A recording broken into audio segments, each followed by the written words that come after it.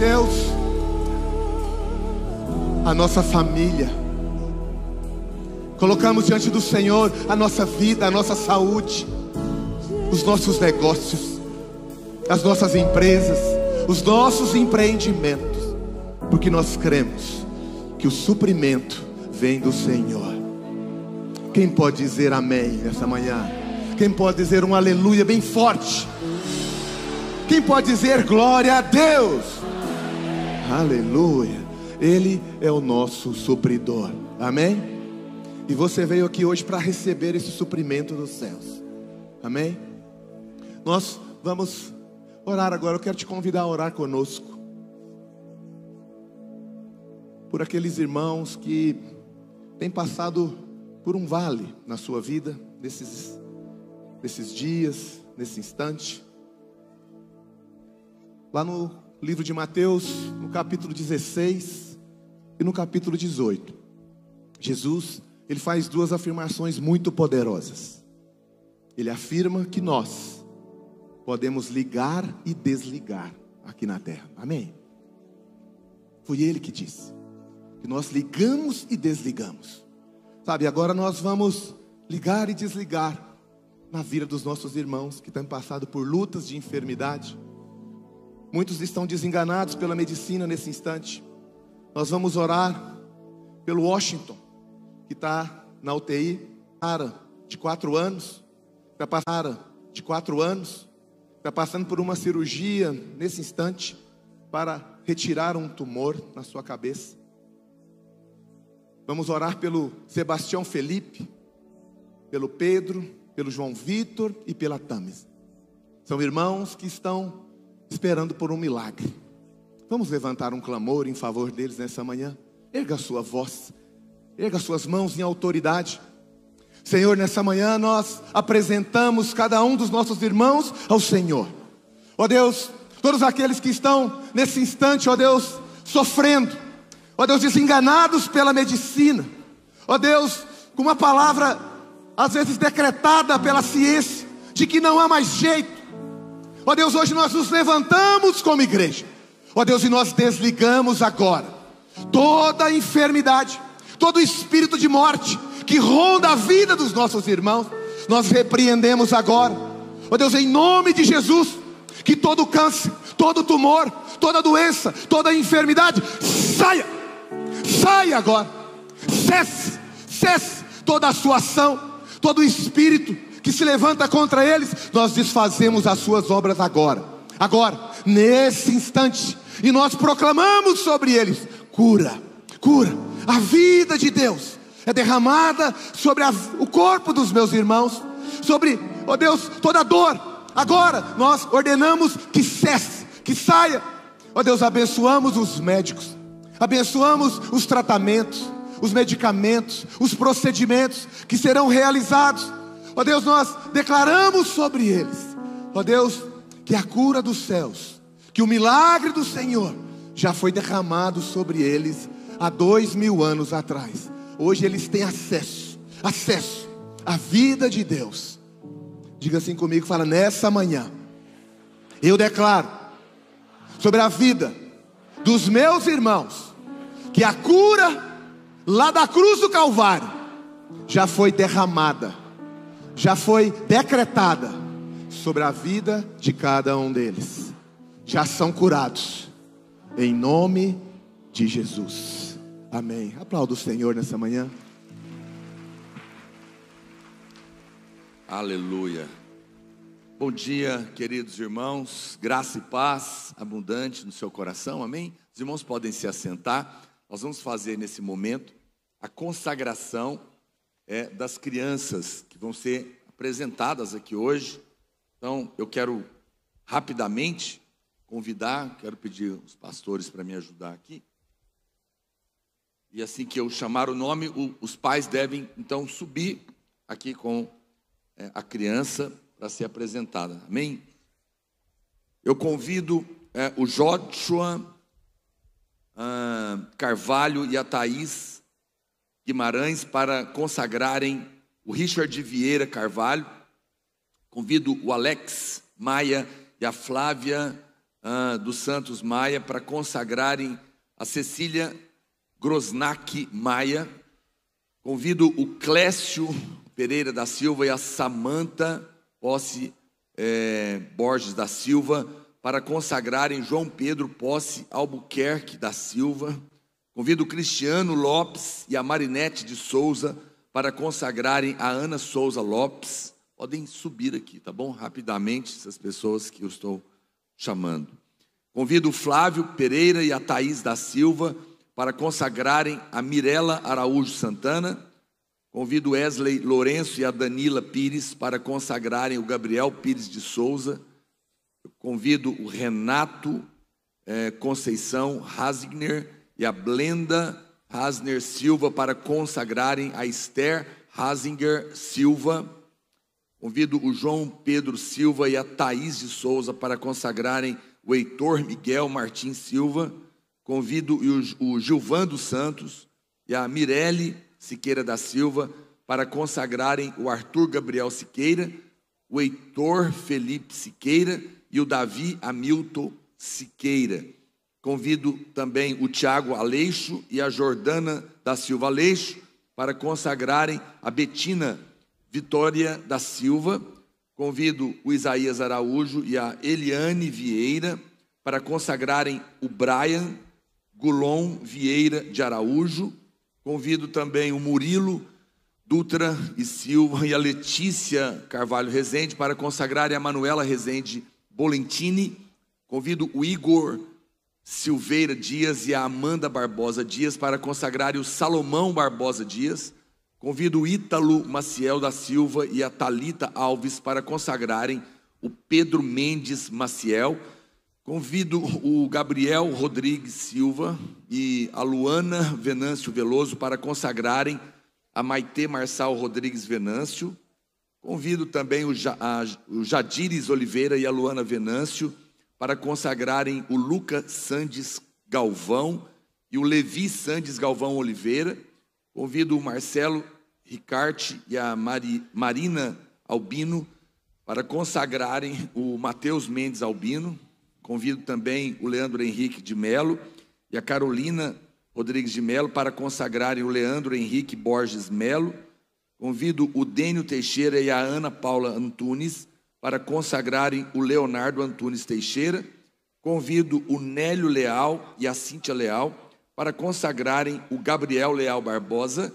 E convido o Pedro Henrique Camargo e a Ana Cristina dos Santos Araújo para consagrarem o Matheus Henrique Araújo Rodrigues. Aleluia. Glória a Deus. E assim é sempre uma grande bênção, uma grande alegria podemos ter um momento como esse para consagrarmos os nossos filhos ao Senhor. Quero ler um texto da palavra de Deus, em Lucas capítulo 2, verso 22, a Bíblia diz: passados os dias da purificação deles, segundo a lei de Moisés, levaram-no a Jerusalém para o apresentarem ao Senhor, conforme o que está escrito na lei do Senhor. Todo primogênito ao Senhor será consagrado, e para oferecer um sacrifício, segundo o que está escrito na referida lei, um par de rolas e 2 pombinhos.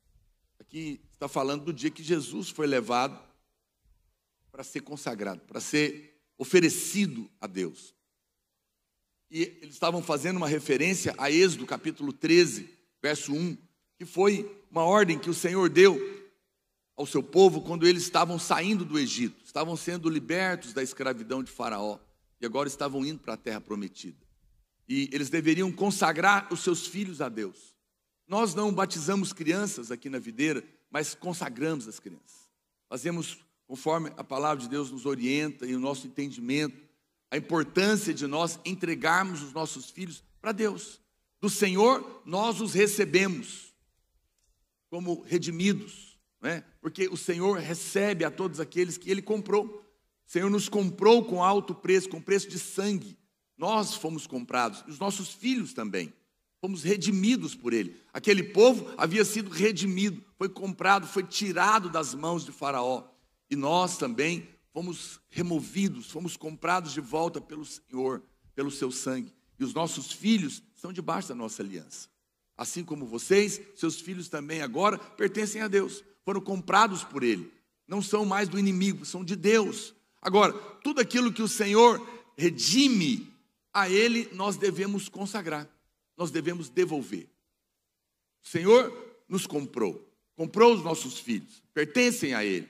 E agora? Agora nós devolvemos para o Senhor e falamos: Senhor, o Senhor nos deu, o Senhor removeu a maldição, e ao Senhor nós consagramos. Ao Senhor nós entregamos e pedimos: cumpre na vida do meu filho a sua vontade. Cumpre na vida do meu filho o seu querer. O Senhor é bom, o Senhor tem pensamentos bons a seu respeito. Mas você sabe, se você ler essa história, você vai ver que não podia simplesmente oferecer a criança a Deus, porque todo homem nasce impuro. Deus não poderia receber. Então tinha que oferecer um animal no lugar para Deus receber, não é? E nós não fazemos isso, mas nós fazemos a consagração confiado no Cordeiro de Deus que foi morto e que foi apresentado a Deus. Dessa maneira nós podemos ser aceitos, e Deus também recebe os nossos filhos, porque Ele é puro. Ele é puro e Ele é recebido diante de Deus. E quando nós entregamos para o Senhor, então a vontade de Deus pode ser feita. E agora o Senhor capacita cada um dos pais, porque a Bíblia diz que os nossos filhos são herança, uma grande bênção que Deus nos deu, e se torna uma flecha nas mãos do guerreiro. Os pais são esses guerreiros, estão capacitados pelo Senhor, habilitados por Deus, para que você seja um instrumento de Deus, para que o seu filho, como uma flecha, seja lançado longe e alcance o propósito de Deus na vida dele durante todos os seus dias. Nós devemos ter o compromisso hoje de consagrar os nossos filhos e consagrá-los para cuidá-los e ensiná-los nos caminhos do Senhor, nos caminhos que eles devem andar, para que quando crescerem não se desviem. E o caminho que nós ensinamos é o caminho do Evangelho da graça de Deus. Dessa maneira, nossos filhos vão crescer com graça, sabedoria, perfeição, e a vontade de Deus vai se cumprir na vida deles. Amém? Eu gostaria de convidar toda a igreja para ficar de pé. Nós vamos consagrar essas crianças agora, vamos orar. A pastora Luísa vai fazer isso.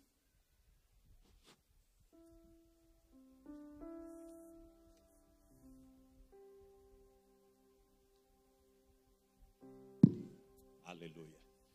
A graça e a paz do Senhor Jesus seja com você hoje. Quantos estão contentes de estarem aqui hoje para adorarem o Senhor? Antes de nós orarmos, deixe-me apenas dizer uma ou duas palavrinhas para você. Eu quero fazer também uma oração especial. Então você fica de pé, porque aí eu vou falar rápido. Primeiro, você sabe, hoje em dia tudo viraliza na internet. Eu queria saber se todo mundo recebeu um vídeo que eu recebi essa semana, de um menininho, falando horrores para a mãe, não sei se tinha avó no meio da história. Alguém recebeu esse vídeo? Meu Deus do céu. Eu não quero aqui aumentar a viralização, não. Estou perguntando porque se você viu, você sabe de que eu estou falando. Eu fiquei tão perplexo de ver aquela criancinha falando. Não sei se você ficou também.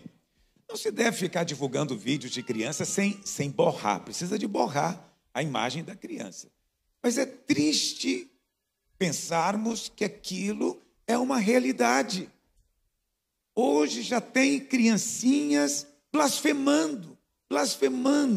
Olha que coisa horrível. Por que aquilo tem acontecido?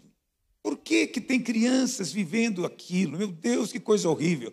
Temos que orar. Quando eu vi o vídeo, eu te falo, na presença do Espírito, eu orei, eu falei, meu Deus, tem compaixão disso, porque isso está acontecendo em muitos lugares. Demônios entrando dentro das casas, possuindo crianças, levando crianças a um estado daquele, tão triste. E nós temos um encargo pelas crianças. Muita gente diz que o que nós fazemos é secundário, muitas igrejas não se importam com o trabalho com crianças, mas aqui nós valorizamos o trabalho. Esse é um ponto. Segundo ponto, quero aproveitar o momento de consagração. Você veio entregar o seu filho para o Senhor.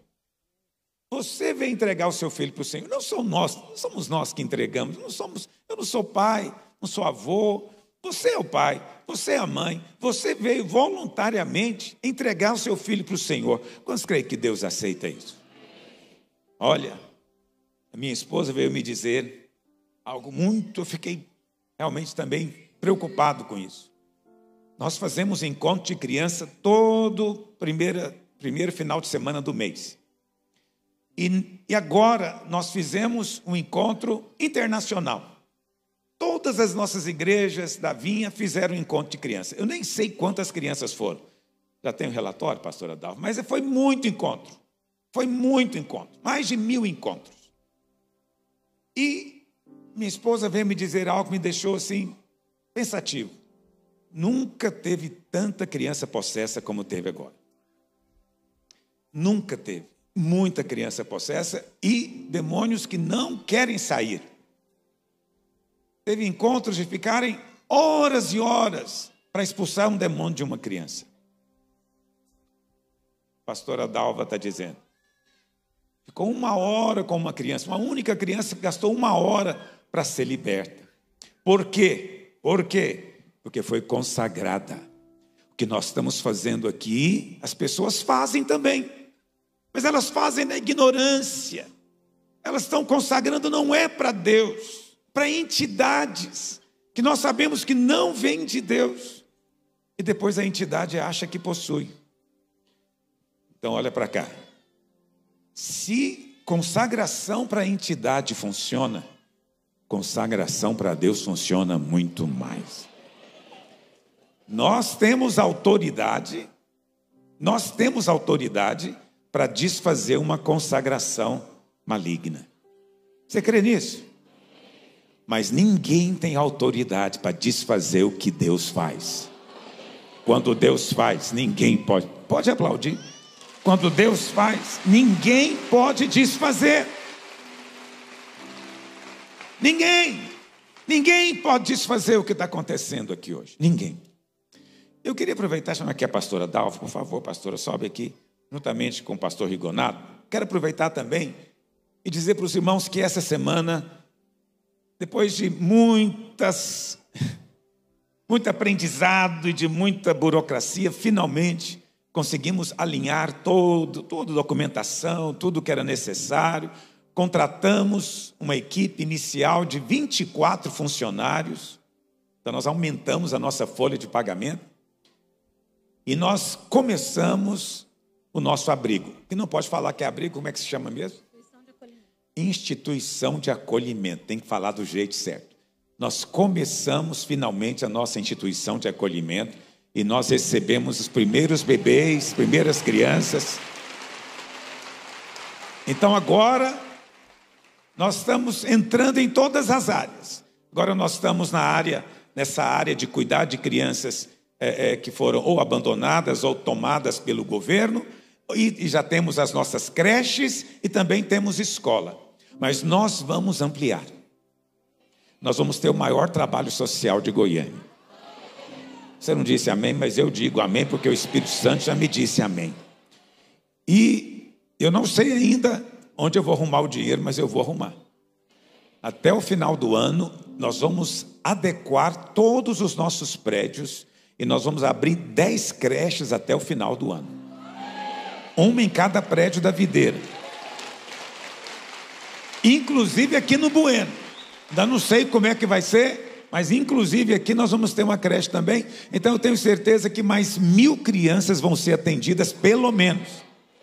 Pelo menos. E a preferência é para os seus filhos. Então você fique atento, se você precisa de creche, pelo menos até os 5 anos de idade, que é a lei, nós vamos ter essa creche. Porque nós queremos ter oportunidade de orar por essas crianças, de pregar, de falar de Deus para elas. Porque é mais fácil colocar o nome no tijolo quando o barro está mole. Que depois que o barro endurece, não dá para colocar o nome mais. Aí só mesmo o milagre do céu. Mas enquanto ela é pequena, o barro está mole. E ela vai receber a mensagem em nome de Jesus. Quantos dizem amém? Vamos orar primeiro consagrando as crianças. Você tem filho? Reafirma agora a consagração do seu filho. Você pode reafirmar: não, meu filho é do Senhor, Não, mas se meu filho já tem mais de 20 anos, relembra e reafirma, é do Senhor. Estende a sua mão, em nome de Jesus. Você que está aqui à frente, você que é pai ou mãe, coloca a sua mão sobre o seu filho. Não é só o pastor que vai colocar, você também coloca. Pai, em nome de Jesus, nós oramos agora por cada um desses bebês que foram trazidos para o Senhor. Pai, eu quero hoje, ó Deus, consagrá-los ao Senhor. Ó Deus, entregá-los nas tuas mãos. Ó Deus, porque é isso que os seus pais vieram fazer. Vieram entregar para o Senhor. E o Senhor recebe. O Senhor recebe. Por isso te pedimos, ó Deus, quebra toda maldição hereditária. Destrói todo espírito de enfermidade. Toda seta maligna. Que o anjo do Senhor esteja ao redor delas, para livrá-las do mal. Ó Deus, livra do abusador, livra, Senhor, daquela pessoa perversa e maligna, livra, ó Deus, do mal. Nós oramos hoje, estendemos nossas mãos para o céu, sabendo que o Senhor nos ouve o clamor e a oração. Nós os consagramos agora, em o nome de Jesus. Os pais que estão aqui à frente, repitam comigo. Você que é pai ou mãe, pode repetir também se você tem filho, mesmo que já sejam grandes. Diga: hoje eu consagro ao Senhor. Digo: meu filho. Diga: ele me deu, mas eu devolvo para ele. E declaro que me comprometo a criá-lo no caminho do Senhor. Diga: eu creio que o Senhor recebe agora. Diga: livra o meu filho, guarda-o do mal, seja ele abençoado todos os dias da sua vida, e possa receber no tempo certo a vida eterna, em o nome de Jesus. É do Senhor. Aleluia. Glória a Deus. Aleluia. Ainda de pé, uma última oração. Queria que nós orássemos pela nossa como é que se chama? Instituição de acolhimento. Instituição de acolhimento. Aleluia.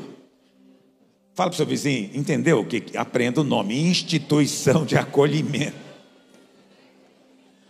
Hoje eu não vim pedir dinheiro para você não, mas esse dia vai chegar. Você sabe, o pastor Rigonato, ele que me ajuda com isso aqui. Nós hoje temos mais de 500 funcionários nessa igreja. Em tudo, creche, escola, agora instituição de acolhimento, pastores, zelador. Só zelador é mais de 100, porque é muito prédio para limpar. São 10 prédios, mais rádio, mais escola, mais creche, mais instituição de acolhimento. É muita coisa para limpar. Só de zelador é mais de 100. E todo mês... Vamos entregar o nosso dízimo agora já, né? Ou não pode? E nós estamos aprendendo a fazer. Nós vamos orar, chega para cá, pastor Rigonato, pastora Dal. Nós vamos orar por eles, porque eles estão aprendendo a fazer. Aprendendo, nós não sabemos fazer, estamos fazendo. Então essas crianças chegaram, minha esposa está parecendo uma galinha choca. Ela não sabe se fica acordada, se dorme, ela não sabe o que ela faz. Eu entendo, é um instinto maternal que Deus deu para as irmãs, porque eu durmo a noite inteira, aleluia. Noite inteira, mas elas dormiram por lá, teve pastora que passou o dia lá, minha esposa está lá, né, madrugou lá, aleluia. Também é um brinquedo, né? Eu me divirto muito. É um brinquedo, porque cuidar de criança também é divertido. E eu não estava lá, mas me disseram, as maiorzinhas, quando chegaram, ficaram encantadas com o nosso lugar. Mas você tinha que um dia ir lá, agora não pode mais. Agora é proibido entrar. Vou tentar filmar para você. Mas ficou muito lindo. Cada caminha, até eu nem sabia que tinha cuba em forma de banheira. As pias tem cuba para dar banho em bebê. A torneira, já vem a torneira. Eu achei tudo tão bonito e tão emocionante. Essas crianças, elas estão excitadas. Minha esposa me disse que elas tiveram dificuldade de dormir. Dificuldade de dormir, porque elas estão encantadas com tudo. Encantadas, mas elas estão lá esperando adoção, não é? Mas já estão encantadas. Mas elas vão ser tão abençoadas. Meu Deus, Deus escolheu esses meninos para algum propósito muito especial. E nós estamos aprendendo, né? Chegou um bebê de 12 dias de nascido. Ainda bem que essas irmãs todas tiveram filhos, todas já pegaram menino de 12 dias de nascido, elas não se assustam com nada. Se pôr na minha mão vai dar ruim, mas não na delas. Elas sabem tudo, e Deus já criou mesmo para ser assim, e eu estou vivendo dias assim. Acho que há muito tempo eu não me sentia tão feliz. Foi uma semana de fato abençoada. Deus sabe todas as coisas, e eu quero que você seja parte disso. Amém? E eu estou com esse negócio no coração agora. Nós vamos ser o maior trabalho social de Goiânia. Vai vir gente de longe para aprender com essas irmãs. E você vai me ajudar a fazer isso. E vamos começar nesse jejum. Nesse jejum, você já cansou, né? Tudo bem, eu vou ficar em pé ainda até meio-dia. Nesse jejum, nós não vamos fazer campanha para o prédio. Não. Nesse jejum, nós vamos doar cesta básica. E o slogan é o seguinte: você vai ficar sem comer para dar comida para alguém. Entendeu? Você vai ficar sem comer. Jejum não é isso? Vou ficar sem comer, mas alguém vai comer no meu lugar. E todos nós vamos doar uma cesta básica para celebrarmos 25 anos de videira. Nós vamos levantar 25 toneladas de comida. Quantos estão comigo nisso? E vamos depois distribuir. Isso vai ser distribuído nos prédios, vamos descobrir depois como fazer. Mas eu penso que isso também é importante nós fazermos, porque nós nunca fizemos dessa maneira antes. Deus está nos levando para lugares novos. Quantos querem ir comigo para lá? Estende para cá a sua mão. Vamos abençoar a pastora Dalva, pastor Rigonato, que estão à frente, cada um num aspecto desse trabalho social. Pai, nós liberamos bênção hoje para a nossa instituição de acolhimento. Declaramos que toda arma forjada contra nós não prosperará. Declaramos que toda seta do diabo é cancelada. Que essas crianças vão experimentar tempos de paz, de alegria, de proteção. Serão, ó Deus, tão abençoadas como nunca imaginaram, nunca foram antes. Porque o Senhor é conosco, os teus anjos estão ali, tua bênção está sobre nós, não nos faltará coisa alguma. Ó Deus, nós liberamos bênção na vida da pastora Dalva, dá para ela sabedoria. Pastor Rigonato, dá para ele também entendimento de como administrar, e que possamos avançar no teu propósito, em o nome de Jesus. Diga: como igreja, declaramos hoje que nós teremos o maior trabalho social desta cidade, para testemunhar do poder, da graça e do Evangelho, em nome de Jesus. Se você está comigo, dê uma salva de palmas. Se você concorda e crê, pode sentar. Já entregamos os nossos dízimos? Vamos aproveitar e entregar nossos dízimos e nossas ofertas nessa manhã. Aleluia. Hoje amanheceu chovendo. Você é goiano.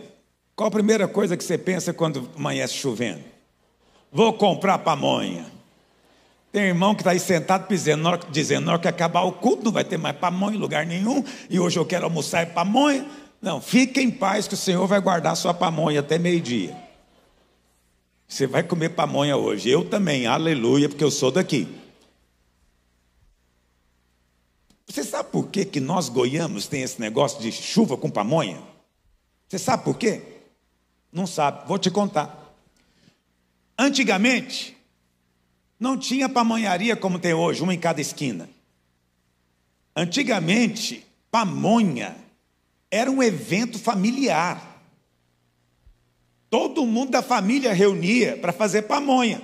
Então um cortava, o outro tirava a casca, separava a casca para poder fazer a pamonha, outro tirava o cabelo do milho, e uma outra porção ralava o milho e o dedo junto. Alguém é dessa época? Era o dia inteiro. Mas naquela época não existia milho irrigado. Então qual que era a época de milho verde, milho fresco? Janeiro, fevereiro. E em Goiás, nós moramos aqui no Goiás, o que acontece em janeiro e fevereiro aqui em Goiás? Chove. Então nessas reuniões acontecia o quê? Invariavelmente chovia. E aí quando sai, da pamonha demorava, porque pamonha é um negócio ali. E as pamonhas que eu comia quando eu era criança nem existe mais. Eu comia pamonha com torresmo, ninguém come isso mais. Pamonha com jiló, adorava aquilo. Alguém é dessa época? Pamonha com banha de porco, ninguém nem sabe o que é isso mais. Naquele tempo é que era bom a pamonha, mas hoje ela é mais saudável, olha para cá. Então hoje tem milho o ano inteiro, porque é irrigado. Aí você pode ter pamonharia, porque tem milho o ano inteiro. Mas naquela época não tinha. Aí você associou pamonha com chuva. E é um problema mesmo. Quando eu vou na pamonharia o dia que chove, eu vou ali para 6 horas da tarde, eu sei que eu estou indo à toa, para desencargo de consciência. Porque eu chego lá, a pessoa até ri, fala, não, acabou tem muito tempo. Então hoje choveu, eu falei, hoje esses comedores de pamonha, vai tudo me largar na mão de manhã. Mas você veio, aleluia. Deus é bom. E como recompensa, na hora que você comer a pamonha, você vai sentir mais sabor, mais alegria ainda do que você já sente. Porque Deus é bom e recompensa aqueles que o adoram. Quantos vieram adorar o Senhor? E nós adoramos o Senhor, cultuando o Senhor. Nós adoramos o Senhor cantando ao Senhor. Nós adoramos o Senhor ouvindo a verdadeira palavra do Evangelho. E nós também adoramos o Senhor contribuindo, ofertando. Por quê? Porque a igreja depende da sua oferta para existir. Deus mesmo não precisa de coisa alguma, mas Ele é tão gracioso que Ele falou o seguinte: você vai trazer para a igreja, e quando você trouxer, eu vou receber como se fosse para mim, e vou te recompensar. Amém? Então, esse é o ano das portas abertas. Você já deve estar experimentando algum suprimento excepcional da parte de Deus. Se ainda não está, eu quero dizer para você, prepare-se, porque você vai experimentar prosperidade como nunca experimentou antes na sua vida. Eu não prego muito sobre prosperidade. Mas nesse jejum, olha para cá. Nós vamos dividir o jejum em 3 partes, porque são 21 dias e são, portanto, quantas semanas? 3. Primeira semana vai ser cura. Segunda semana vai ser o quê? Milagre. Qual que é a diferença, pastor, de cura e milagre? É que toda cura é um milagre, mas nem todo milagre é uma cura. Vai ter milagre de conversão, milagre de libertação, entendeu? Milagre de promoção, milagre de causa na justiça, milagre de casamento, milagre de filho que vai nascer. Não vai nascer naquela semana, mas vai pelo menos ser concebido em nome de Jesus. Então, semana de milagre. E a terceira semana vai ser o quê? Prosperidade. É uma palavrinha que as pessoas não gostam. Tem muito crente que nos acusa, muito pastor que diz, vocês são uma igreja da prosperidade. Você sabe, eu prego muito pouco sobre prosperidade, mas eu vou dizer para você, eu já fui pobre e te digo, não é bom. Não é bom. Pobreza não é boa para ninguém, só para esses que falam da pobreza. Eles têm que apontar um pobre, mas eles mesmos não querem viver na pobreza. Por quê? Porque Deus não te criou para isso. Deus te criou para suprimento, para abundância. Deus tem prazer em realizar o desejo do seu coração. E a hipocrisia, esse pessoal que fala contra a prosperidade é tudo hipócrita. Hipócrita, porque eles não querem ser pobre, mas imaginam que Deus queira que você seja. Olha para cá. E o diabo põe na mente de algumas pessoas, é isso que a igreja quer, a igreja está atrás do seu dinheiro. Eu quero dizer para você, eu não estou atrás do seu dinheiro, nem essa igreja. Pode guardar para você, se você pensa isso. Agora, Deus quer a sua bênção. Quando você entrega o dízimo, Deus santifica o resto que fica na sua mão. E aquilo que é santificado, o diabo não toca. Quantos compreendem o que eu estou dizendo? Não dou dinheiro para a igreja, porque a igreja precisa de dinheiro. Igreja não precisa de dinheiro. Já ouviu essa história? Sabe qual a igreja que não precisa de dinheiro? A igreja que não faz nada. Tem igrejas assim? Tem.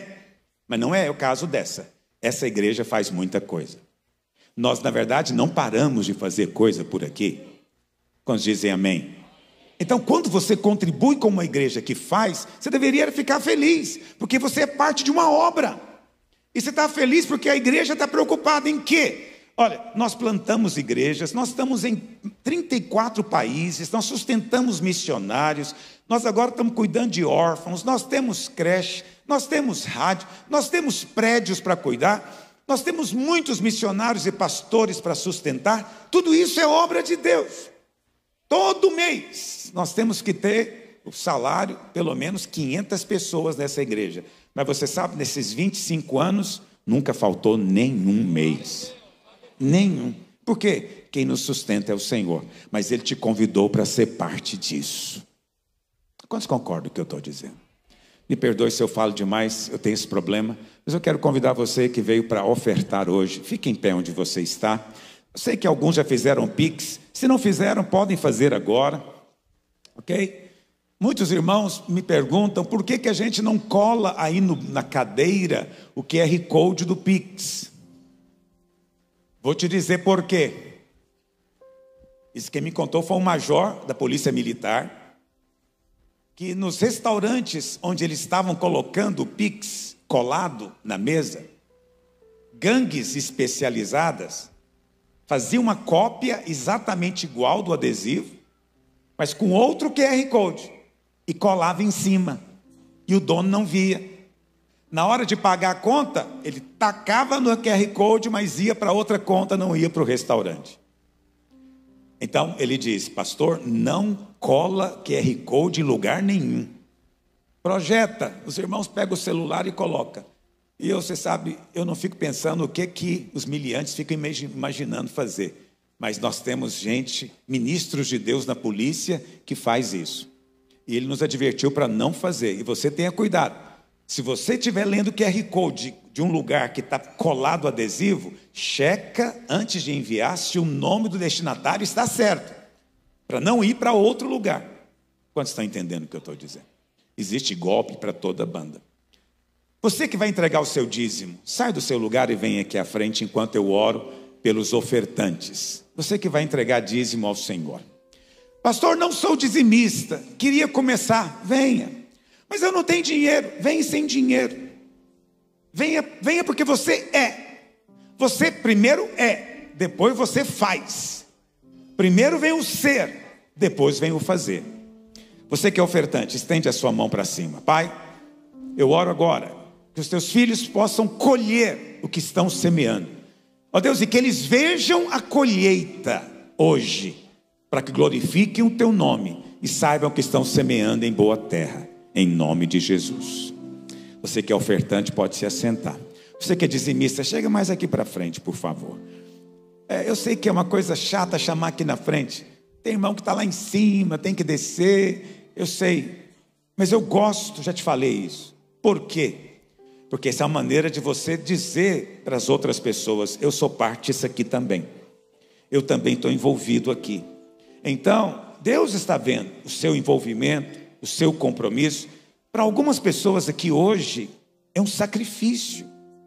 Vir aqui ofertar, ele está precisando de muita fé. Porque ele não podia fazer, mas ele sente no coração que precisa fazer. É o Espírito Santo movendo na sua vida, porque ele vai te abençoar. E eu vou declarar hoje que as comportas do céu serão abertas. Essa frase é mencionada lá em Malaquias. Malaquias diz: fazei prova de mim. Tragam os dízimos e façam prova. Deus é que falou, não sou eu que estou falando. O que é fazer prova? Senta e vê se funciona. Está me ouvindo? Eu quero dizer para você, você vai prosperar. Eu não estou falando isso para você, que é a minha palavra, não. Porque o Senhor disse: faça prova de mim, se eu não abrir sobre você comportas do céu. A primeira vez na Bíblia que é mencionada a palavra comporta, diz que choveu sem parar 40 dias e 40 noites. Choveu sem parar, sem parar. Mas nós aqui recebemos por mês, então vai chover 30 dias sem parar na sua vida. Vai chover sem parar. você pode se apropriar. Você já chegou o tempo da colheita na sua vida, está me ouvindo? Esse é o ano das portas abertas. O nosso jejum vai ser o jejum das portas abertas. Não tenha constrangimento de pedir portas abertas, porque é isso que Deus tem para você. Põe a sua mão no seu coração. Pai, eu oro hoje na vida de cada um dos teus filhos. Ó Deus, que as portas são abertas, porque o Senhor é aquele que tem as chaves de Davi, que abre e ninguém fecha. Então ninguém pode fechar a porta do suprimento, da prosperidade, do crescimento, da multiplicação na vida deles. Deus, eu declaro hoje portas, ó Deus, para sonhos realizados, portas, ó Deus, de fecundidade, portas, ó Deus, de milagres. Ó Deus, nós nos levantamos hoje no nome de Jesus. Meu Pai, nós oramos ao Senhor, que é o nosso Pai, e o Senhor cuida dos teus filhos. Meu Pai, ouve o clamor, recebe a oferta, o dízimo de cada um, santifica o que ficou na conta, santifica o que ficar na carteira, para que eles façam prova de que o Senhor é fiel e cumpre a sua palavra, em nome de Jesus, amém e amém. Deus te abençoe.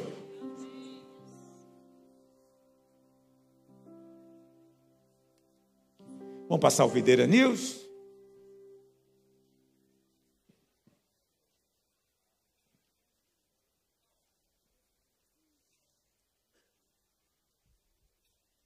Olá, irmãos, está começando mais um Videira News. Acompanhe agora as principais notícias da nossa igreja. Videira News. Todas as notícias que você precisa saber agora. As aulas da Escola da Família começaram na última sexta, mas ainda dá tempo de fazer a sua inscrição na secretaria do seu prédio. Não fique de fora dessa. E aconteceu o terceiro encontro com Deus para empreendedores no hotel. Foram 2 dias em que o Senhor transformou a vida dos irmãos que participaram. Olá, querido irmão. Sou o pastor Aloísio. Estou aqui para convidá-lo para participar conosco do nosso jejum, que nós estamos chamando de jejum das portas abertas. 21 dias de acesso total. Nós declaramos no final do ano passado que esse ano seria o ano das portas abertas. Nesse jejum, nós queremos orar, porque nós cremos mesmo que Deus tem aberto portas de cura, portas de milagres, portas de prosperidade. Deus quer surpreender você. Nós queremos, nesse tempo, então, orar por você, orar pela sua casa, para que você seja surpreendido pela graça, pelo favor de Deus nesses 21 dias. Começamos no dia 24, no domingo, é o lançamento. No dia seguinte, na segunda-feira, dia 25, será o primeiro dia. Encerramos no dia 13 de abril, amém? Então venha participar conosco, inscreva-se no jejum, amém? E receba o nosso material. Fica na paz. E no dia 16 de março acontecerá a Calorada Radical com o tema Desconforme-se, na Videira Buriti. Será um tempo de ativação do nosso trabalho nas escolas e universidades. Então faça já a sua inscrição no valor de R$20 na secretaria do seu prédio. A reforma da Arena Bueno continua. Estão sendo realizadas nessa semana várias instalações da parte elétrica e a colocação de pisos. E você ainda pode contribuir financeiramente. Bem-aventurada aquelas que creem que são amadas, porque são essas que expressam a Deus no meio da igreja.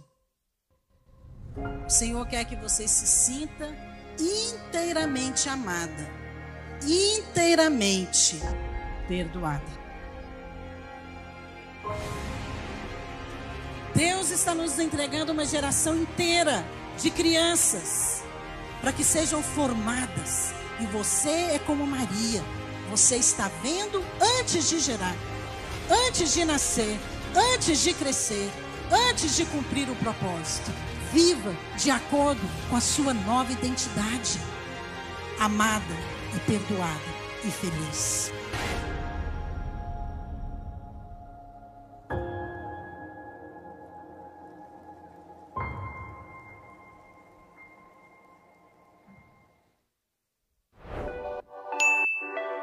esteja preparado para ser edificado e inspirado na pedagogia de Cristo ao participar do Encontro Internacional de Educadores Cristãos.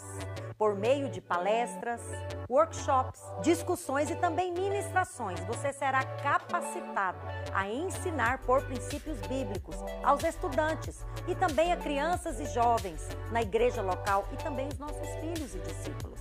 Vamos contribuir para construir uma sociedade fundamentada na graça e no conhecimento de Deus. O Encontro Internacional de Educadores Cristãos vai acontecer aqui, no Auditório das Águas do Bueno, nos dias 5 e 6 de abril. Você pode fazer as inscrições através do site www.eiesc.com.br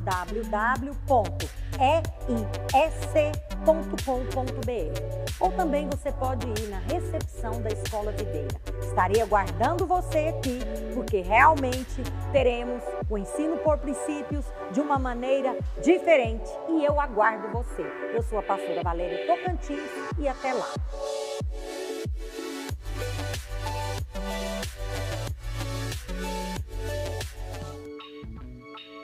E atenção, liderança dos Radicais Kids, a data do início da nova apostila, O Deus de Gerações, será a partir do dia 17 de março, no próximo domingo. E aconteceu o treinamento para toda a equipe da Casa de Acolhimento Eunice Weaver. Foi um tempo poderoso de orações e encorajamento para darmos início oficialmente às atividades.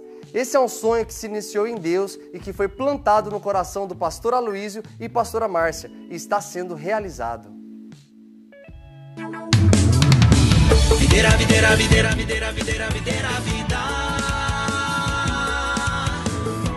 Videira, videira, videira, videira, videira, videira, vida. Videira, videira, videira, videira, videira, videira, vida.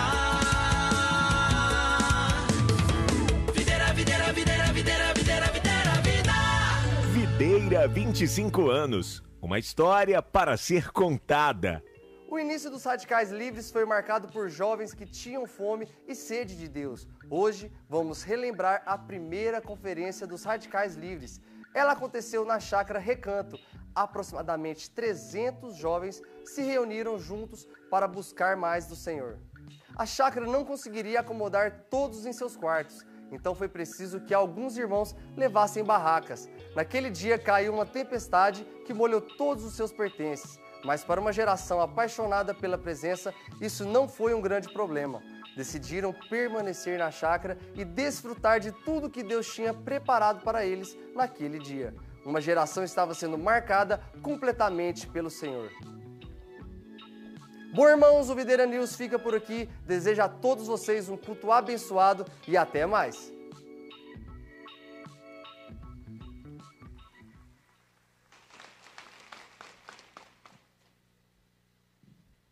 Irmãos, eu gostaria de dar um recado. Nós começamos essa semana o curso de criação de filhos e todos os outros cursos da Escola da Família.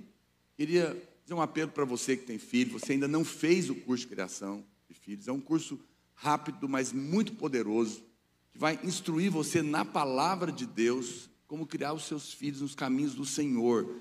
Esse é um investimento tão importante que você faz na sua vida e na vida dos seus filhos. Então você ainda pode fazer a sua matrícula, as aulas começam agora, imediatamente essa semana. Então organize aí a sua agenda e venha fazer o curso conosco, que vai ser muito abençoador na criação do seu filho, amém? E também, quantos líderes e discipuladores nós temos aqui nessa manhã? Você que é líder, discipulador, rede adultos, rede kids, rede jovens. Amanhã nós temos às 19h30 uma reunião geral de toda a liderança aqui no prédio da Arena Bueno, de toda a cidade. Então todos os irmãos que são líderes, anfitriões, líderes em treinamento, esteja aqui para nós nos reunirmos e orarmos juntos por você. Amém? Obrigado. Aleluia. Só para lembrar os irmãos, então nosso jejum começa no dia 24. Mas dia 24 é domingo, então vai ser o lançamento. Normalmente consideramos o primeiro dia, o dia seguinte, na segunda. E consideramos o dia do encerramento como o 21º. No nosso caso vai ser dia 13 de abril, se não me engano. E eu vou explicar tudo isso no dia, mas quero que você já planeje. Esse jejum, nós teremos reuniões aqui nesse prédio todos os dias. No último jejum, a gente foi de prédio em prédio. Nesse, não. Vamos fazer apenas aqui no Bueno. Nós vamos transmitir, como nós sempre fazemos, pela internet, mas é muito importante que você venha. Por quê? Porque a palavra de Deus diz, lá em Hebreus, capítulo 6, no verso 1, que existem algumas coisas que são fundamentos da fé. E uma delas chama-se imposição de mãos. Isso significa o quê? Que Deus planejou que algumas coisas Ele vai fazer através de alguém.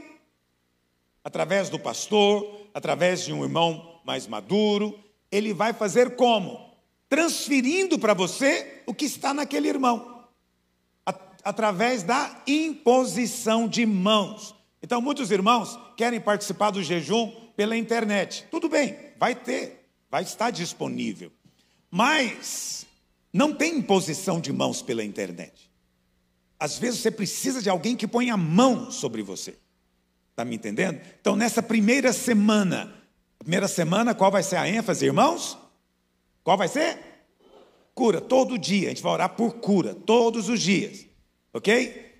E cura, em especial, precisa sim de pôr as mãos. É necessário. Pastor, não tem como eu ir a Goiânia, eu moro muito longe. Tá, tudo bem, você pode participar pela internet, mas você vai ter que ir no culto da sua igreja e pedir para o pastor impor as mãos, porque está escrito na Bíblia, e eu creio na palavra de Deus. Quantos creem também? Então, imposição de mãos é uma coisa muito esotérica, não é? Isso está parecendo energia. Não, para com essa bobagem, fique com a palavra de Deus, não fique seguindo pensamentos lá de fora, creia com simplicidade. Se o Senhor disse para impor as mãos, vou impor as mãos. E olha, Paulo disse que Timóteo recebeu o dom de evangelista pela imposição de mãos. Muitos irmãos querem receber dons e ignoram a imposição de mãos. Tem que ter imposição de mãos, sim. Muitos me procuram aqui no final do culto para eu orar impondo as mãos. São pessoas que estão certas. Claro que não é a minha mão que tem poder, mas é importante que alguém ponha as mãos. Quantos estão entendendo o que eu estou dizendo? Então, planeje participar do jejum. Segunda coisa, pastor, não consigo jejuar. Tudo bem, você não consegue jejuar? Não tem problema. Está me ouvindo? Venha assim mesmo. Porque eu não consigo, Deus sabe. Aleluia. Você acha que Deus vai te negar alguma coisa porque você está com a barriga cheia? Não vou te dar, você comeu muito hoje. Não. O reino de Deus não é comida e nem... Tem gente que acha que o que recomenda ele diante de Deus é a comida. Eu não como nada diferente do que ensinado na Bíblia, na lei. Né? Tudo bem, você quer seguir uma dieta mosaica, fique à vontade. Mas não é isso que te faz mais santo. Se você acha que é saudável não comer camarão, carne de porco, ostra, carne de peixe com couro, né, um pintado ou algo assim, tudo bem, não coma, mas não faça disso seu culto a Deus, porque o reino de Deus não é comida nem bebida.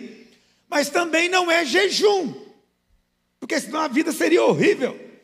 O reino de Deus não é comida e nem é jejum, mas nós podemos glorificar a Deus comendo. Quantos concordam comigo? E nós participamos do pão e do cálice. Mas também podemos glorificar a Deus ficando sem comer. Para quê? Para manifestar poder na nossa fraqueza. Porque quando você fica sem comer, você fica literalmente fraco. E quando você é fraco, é que você é forte. Bom, vamos pregar sobre isso hoje. Então o jejum é um tempo de fraqueza para manifestar poder de Deus. Pastor, eu até consigo fazer uma semana, mas 21 dias é muito tempo. Tudo bem, então escolha a semana que você precisa de uma porta aberta. Estou precisando de prosperidade, então é a última semana. Planeja a última semana, venha todos os dias. Pastor, se faltar um dia, Deus vai tirar minha bênção? Não, nós não fazemos novena aqui não. Está me ouvindo? Olha para cá. Você faltou... e acontece demais no jejum isso. Pastor, eu comecei a jejuar, não dei conta, quebrei o jejum. Será que Deus está com raiva de mim? Por favor, cresce. Deus O amor dele por você não muda por causa de comida. Está me entendendo? Se você está com fome, fala para ele, vai dizer o que para você? Vai comer, paz. Mas se você fala, não vou comer, porque eu quero te buscar, Deus fala, então vem me buscar sem comer. Está me ouvindo? Tudo tem valor, depende da sua fé. Quantos dizem amém? E eu queria que nós fizéssemos, que esse jejum fosse o melhor jejum dos últimos 25 anos. Mas para ser o melhor depende de você buscar junto comigo. Não depende só de mim. Nós temos muitos motivos para orar e para agradecer. Então, Deus vai abrir muitas portas nesses dias. Muitas portas. Você vai ver o que vai acontecer na sua vida. Amém? Deus, na sua graça, vai te abençoar. Alguém me deu de presente essa chave aqui, que nós fizemos ali. Ele pegou aquela arte, eu que inventei essa arte ali, pedi por mão desenhar. Ele transformou numa chave de metal. Estou pensando em mandar fazer para os irmãos também. Alguém gostaria de ter essa chave? Mas quanto se dispõe a pagar por ela? As coisas custam. Mas se você se dispõe, eu estou disposto a fazer. Parece que custa R$4. Não é o fim do mundo. A gente cobra 5, você dá R$1 de oferta para a igreja. Não seria maravilhoso isso? E você vir orar todo dia com essa chave? E alguém te pergunta, onde é que você vai com essa chave? Fala, eu vou orar na igreja. Mas você que abre a igreja? Eu mesmo. Quando eu chego lá, eu abro. Vão zombar de você, vão falar que você agora é de uma igreja de campanha, vão falar muita coisa a seu respeito. Mas quando você vier, você traz a chave. Porque esses são dias de portas abertas, não são dias de portas fechadas. Quando dizem amém? Mas às vezes nós enfrentamos portas fechadas. Vamos entrar na palavra agora. Você sabe, Paulo foi mal interpretado muitas vezes. Qualquer um que resolver pregar o evangelho vai ser mal interpretado também, como foi Paulo. Um grande pregador inglês chamado Martin Lloyd-Jones, eu já li quase todos os livros dele, e ele dizia uma coisa realmente poderosa. Quando eu morei na Inglaterra, tive oportunidade de frequentar o prédio onde ele foi pastor algumas vezes, e só para poder estar no ambiente que homens de Deus tiveram no passado. E ele dizia o seguinte, ele dizia, olha, se você prega o evangelho e você não é mal interpretado como Paulo foi, possivelmente é porque você não está pregando o mesmo evangelho que Paulo pregava. Porque se você pregar o que Paulo pregava, você com certeza vai ser mal interpretado como ele foi. E eu louvo a Deus, porque as pessoas realmente, pelo menos a mim, elas acabam selando o meu ministério. Quando elas me acusam de coisas que Paulo foi acusado, você não tem noção de como isso é prazeroso, agradável. E alguém diz, pastor, mas você gosta de ser caluniado? Não, não gosto da calúnia, mas eu aprendi que calúnia é sinal de poder de Deus chegando, o favor de Deus que está se multiplicando. Paulo ensina isso. Você vê duas ocasiões em que Paulo foi mal interpretado. Você quer acompanhar comigo? A primeira, lá em Romanos, no capítulo 3, no verso 8, Paulo faz menção. Ele diz o seguinte, Romanos 3, verso 8.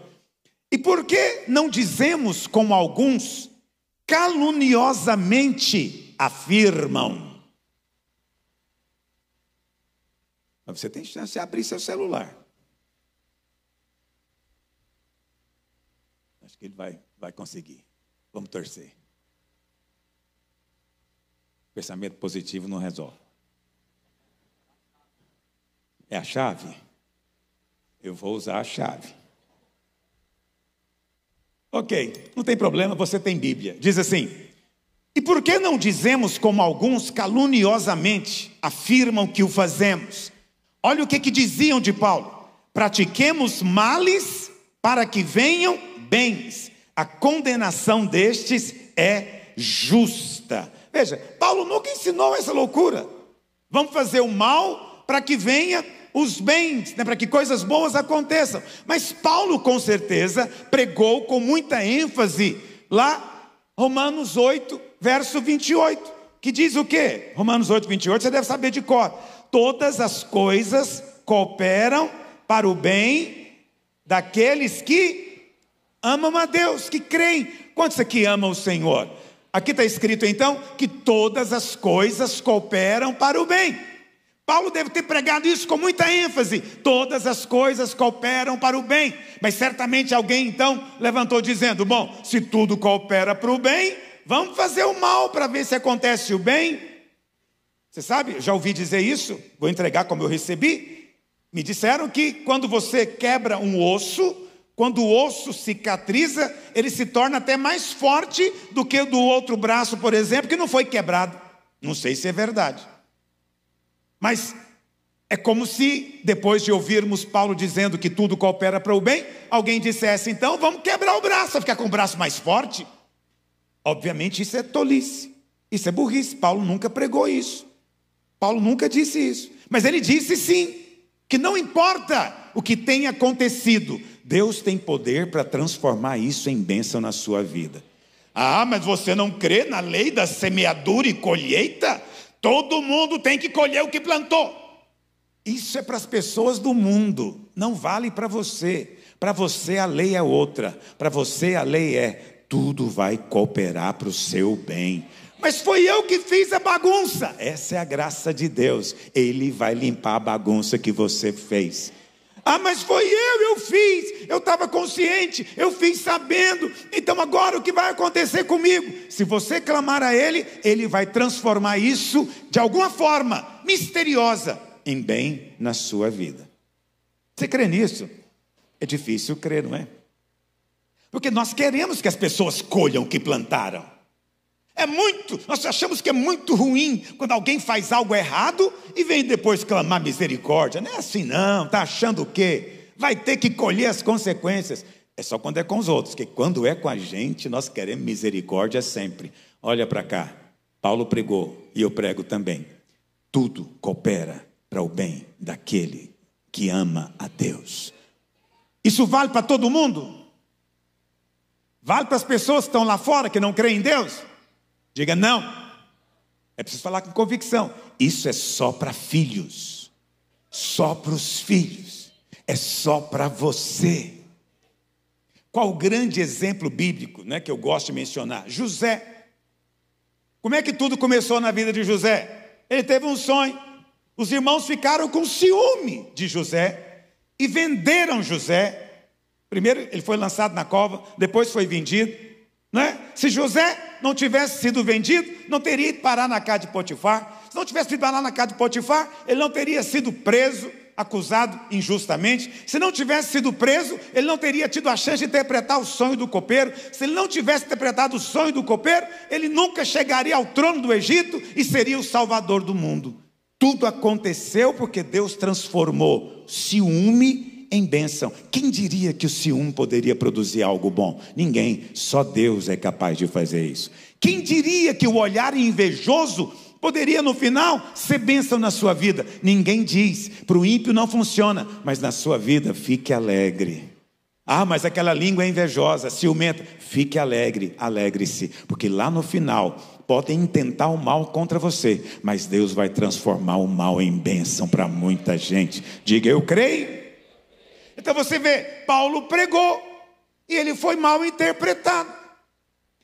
Uma segunda ocasião em que Paulo foi mal interpretado está lá em Romanos 6. Romanos 6, verso 1.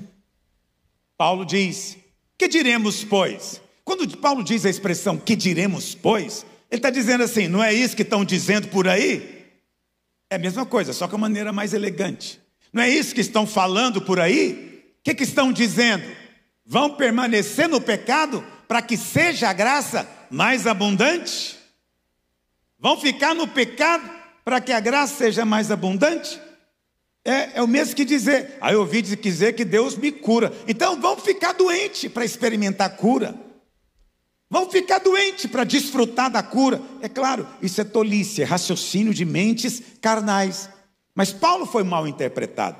Qual que é a resposta que ele dá? Ele diz: de jeito nenhum, de modo nenhum, impossível. Eu acho maravilhoso isso, sabe por quê? Porque Paulo poderia responder de uma maneira legalista. Paulo, o que você me diz? Vão pecar mais para ter mais graça? Paulo poderia falar o quê? Está repreendido, amarrado. Se você fizer isso, você vai para o inferno. Vai perder a salvação. A ira de Deus virá sobre você. Espere pelo castigo divino. A praga vai te alcançar. Demônio vai entrar na sua vida. Paulo poderia falar um montão de coisa que é falado hoje em dia. Mas Paulo não fala nada disso. Ele diz o quê? Não tem jeito. Não tem jeito. É impossível. Sabe por quê? Como viveremos ainda no pecado? Nós, os que para ele morremos. Como viveremos se morremos? Como viveremos se morremos? Preste atenção, a morte de Cristo não foi só a morte dele, foi a sua morte também. E a ressurreição de Cristo, não foi só ele que se levantou dos mortos, você também recebeu uma nova vida. Cristo agora é a sua vida. A vida que você tem, uma vida de ressurreição. Jesus disse que você é filho da ressurreição, tem uma nova natureza. E porque você tem uma nova natureza, é impossível você viver na prática do pecado. Você anseia pela santidade, porque aquele que é santo habita dentro de você. Você creu certo, foi transformado. Alguém pode dizer glória a Deus hoje? Mas onde começa o raciocínio de Paulo? Por que essas pessoas concluíram dessa forma equivocada? Então vamos pecar mais para ter mais graça. O raciocínio de Paulo começa alguns versículos antes, no capítulo 5, no verso 19. O que Paulo diz? Paulo diz assim: porque pela desobediência de um só homem, muitos se tornaram o quê, meus irmãos? Que homem é esse? Adão. Pela desobediência de Adão, que ele era o nosso representante, nós nos tornamos o quê? Pecadores. Olha para cá, você não é pecador porque você um dia pecou a primeira vez. Não, você nasceu pecador. Você peca porque já é pecador. Hoje nós vimos aqui muitos bebês consagrados a Deus, mas eles são pecadores, mas nunca pecaram, nunca cometeram pecado, ok? Eles são puros, não tem pecado na vida deles, mas já são pecadores, ou seja, a predisposição, a tendência já está dentro deles. Um belo dia vai manifestar. Isso não depende de pai e mãe ensinar, vai simplesmente acontecer. Por quê? Porque em Adão nós nos tornamos o quê? Pecadores. Essa foi a obra da queda, fez de você um pecador. Quantos entendem o que eu estou dizendo? E eu te pergunto, você hoje é pecador? Tem controvérsias teológicas. Vamos entender a segunda parte. Aí eu respondo essa pergunta para você. Assim também, por meio da obediência de um só, quem é ele, irmãos? Cristo. Por meio da obediência de um só, muitos se tornarão o quê? Muito bem. Você se tornou pecador porque você pecou? Você é pecador porque Adão pecou. Agora eu te pergunto, quantos creram no Senhor Jesus? Muito bem. Você se tornou justo porque você obedeceu os mandamentos? Você se tornou justo porque você recebeu a justiça de... Então, quando você nasce naturalmente em Adão, você recebe o pecado. E quando você nasce de novo em Cristo, você recebe a justiça. Aleluia. Então hoje, quantos estão em Cristo? Estando em Cristo, você é pecador ou justo? Já gostei da resposta. Vou nem falar nada. A convicção foi forte. Agora, a obra de Adão não pode ser mais forte do que a obra de Cristo. Me perdoe, eu estou repetindo, eu sei, eu já falei isso aqui algumas centenas de vezes. Mas esse é o Evangelho. É muito fácil esquecer dele. Basta ver algumas postagens no Instagram, você já esquece, já fica em conflito, já fica em crise, me manda pergunta no WhatsApp. Então eu preciso repetir todo domingo para você lembrar quem você é. Lembrar quem você é o segredo de tudo. Tudo na sua vida flui da sua identidade, quem você é. E quem define a sua identidade não é você, é o seu pai. Um relacionamento correto com o pai é fundamental. Está me ouvindo? Tem muita gente que já teve muitas experiências na igreja, mas não tiveram ainda a experiência de ser amado pelo pai. Ainda não chama o pai, de papai. Quem ainda não faz isso, não entendeu essas coisas. Mas olha para cá. Muitos, em muitas igrejas, ensinam que a obra de Adão é mais poderosa do que a de Cristo. Eles não dizem nessas palavras. Eles falam pelo exemplo. Olha para cá. Um ímpio, ele está em Adão ainda? Sim ou não? Ele é pecador então? Sim ou não? Mas hoje ele amanheceu bem-humorado. Hoje ele está fazendo coisas boas, justas. Está ajudando o pobre. Está sendo educado, afetuoso com as pessoas, com a esposa. Isso é bom ou não? Mas isso tem poder de mudar o que ele é? Ele deixou de ser pecador porque está agindo como justo? Não. Porque não é o que você faz, é o que você é. Está entendendo o que eu estou dizendo? Não importa o que ele faça, não consegue mudar o que é. Ele não consegue mudar. A obra de Adão é tão poderosa que homem nenhum consegue revertê-la. Precisou de Deus descer da glória em Cristo Jesus, ir para a cruz, levar o nosso velho homem para que pudéssemos ser libertos de Adão. Mas agora você veio para Cristo. Quantos estão em Cristo? Mas hoje você amanheceu mal-humorado. Por alguma razão você está dando patada em todo mundo. Você até falou um palavrão hoje. Alguém te cortou no trânsito e você deu tchau para ele. Hoje você está impossível. Mas eu te pergunto, essas coisas são ruins? Sim ou não? Mas elas têm poder de mudar quem é você? Puxa, não tem. Preste atenção.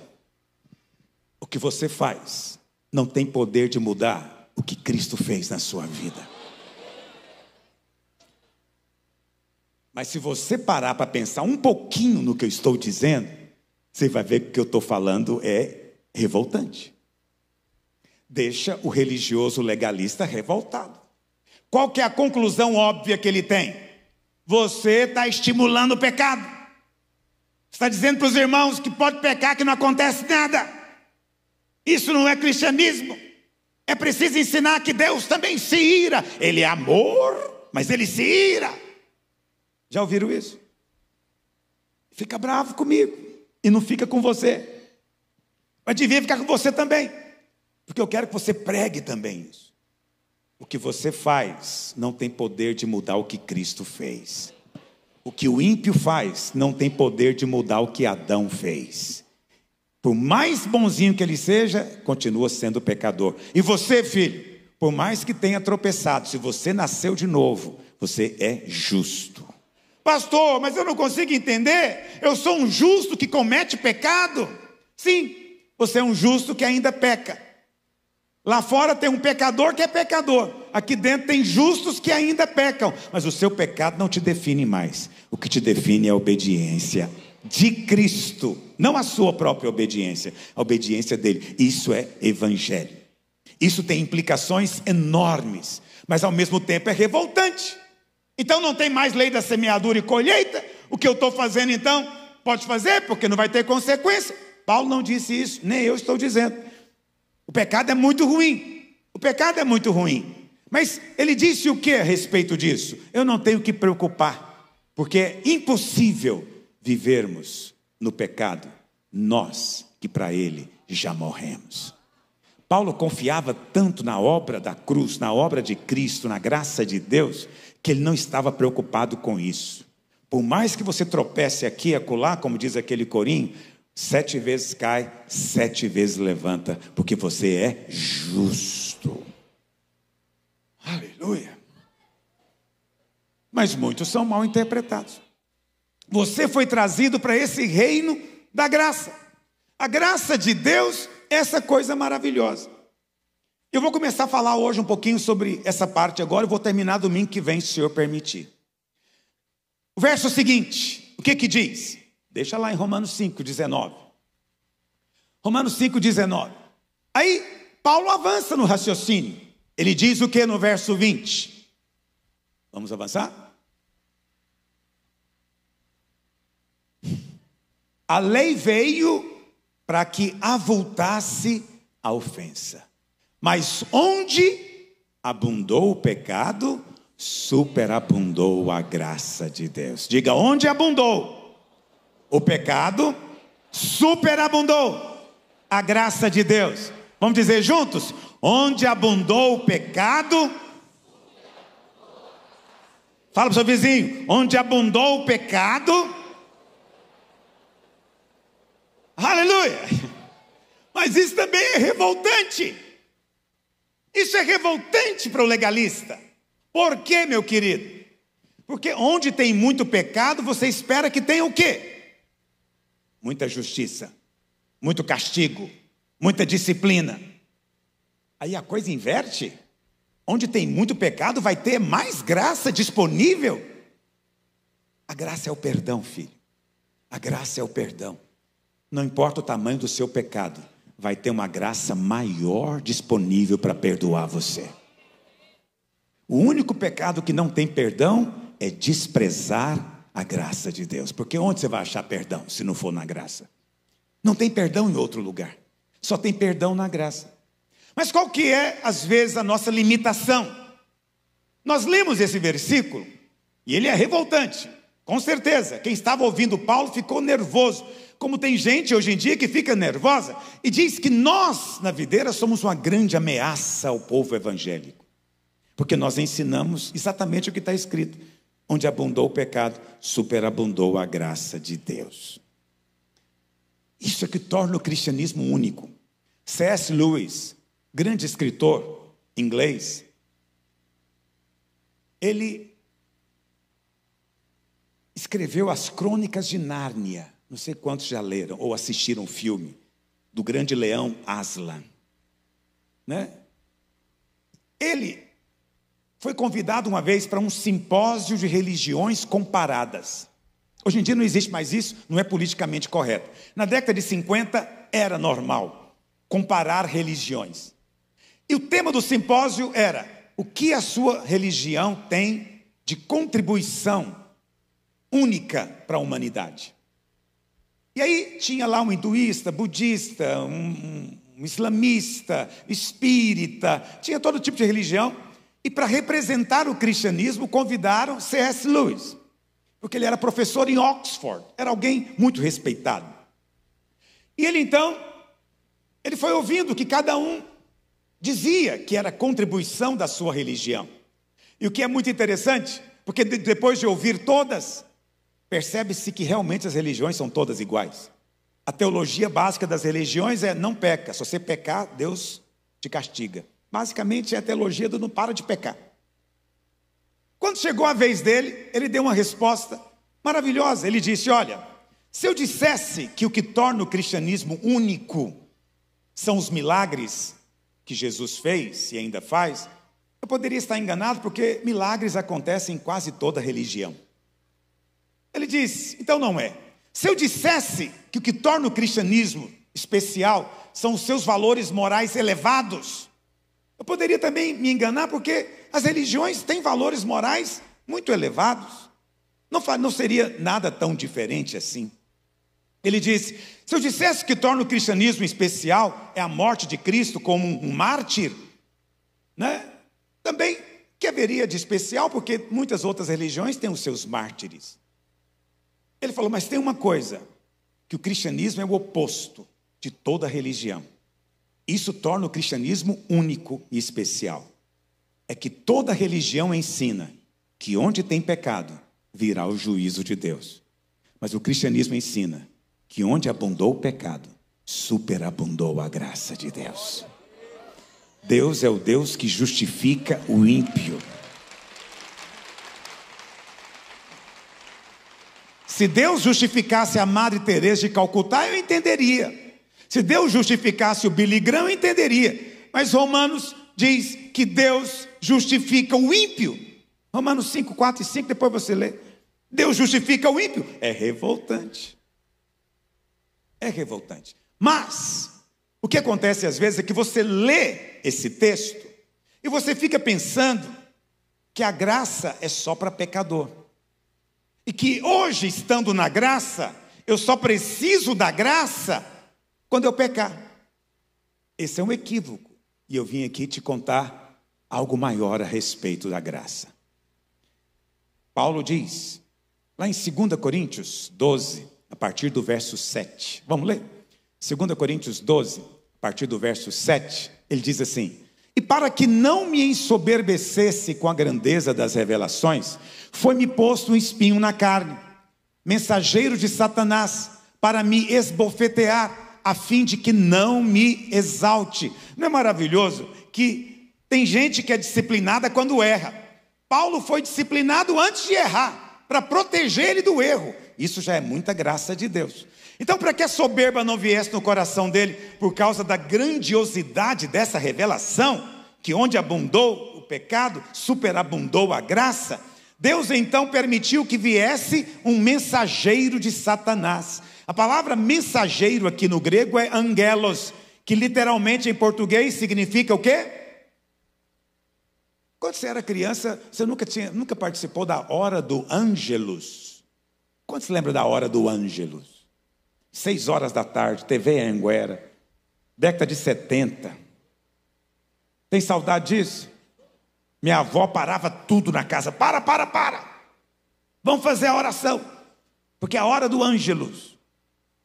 E quando ninguém parava, ela parava. Onde ela estava? E fazia a oração junto com a televisão. Ângelus, né? Em grego, angelos. Significa o quê? Anjo, aleluia. Tem gente que fala grego aqui, aleluia. A palavra mensageiro ali é anjo no original. Angelos, anjo de Satanás. Presta atenção, Deus permitiu um demônio vir atacar Paulo.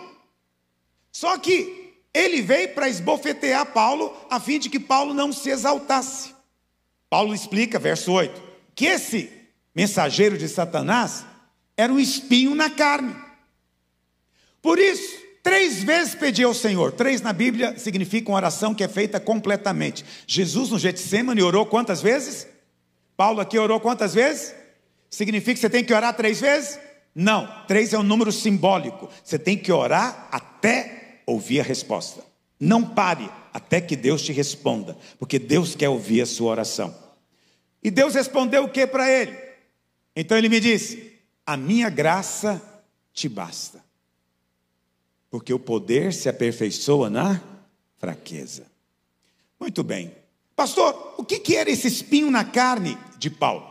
Esse espinho na carne de Paulo, muitos dizem que é uma doença que Paulo tinha.